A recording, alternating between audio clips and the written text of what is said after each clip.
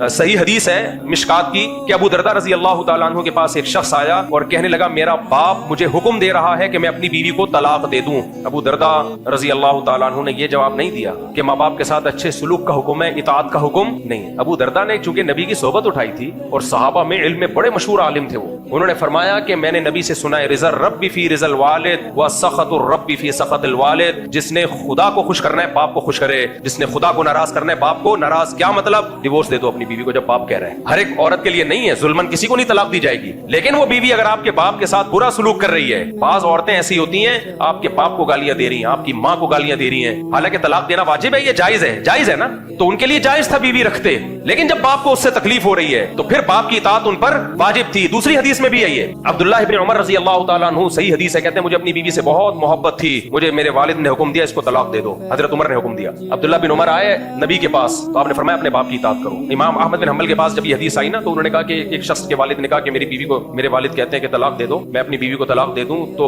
حضرت امام احمد نے منع کیا، اس نے کہا کہ حضرت عمر نے بھی تو حکم دیا تھا نا، تو نبی نے کہا تھا کہ حضرت عمر کی اطاعت کرو، تو امام احمد نے فرمایا حل ابو کا مثل عمر، کیا تمہارے باپ بھی عمر جیسے ہیں؟ تو مطلب یہ تھا کہ بعض دفعہ باپ غلط کر رہا ہوتا ہے تو پھر کسی کے کہنے پہ کسی پہ ظلم نہیں ہوگا۔ اس زمانے میں علماء نے اس لیے منع کیا کہ ماں باپ ظلم کر رہے ہوتے ہیں، زمانہ بھی تو تبدیل ہو گیا نا، خراب ہو گیا زمانہ، بعض دفعہ ظلم کر رہے ہوتے ہیں، خام خام ناک میں مکھی بٹھا کے رکھا ہوا ہوتا ہے، تو ظلم میں تو کسی کی اطاعت جائز نہیں ہے۔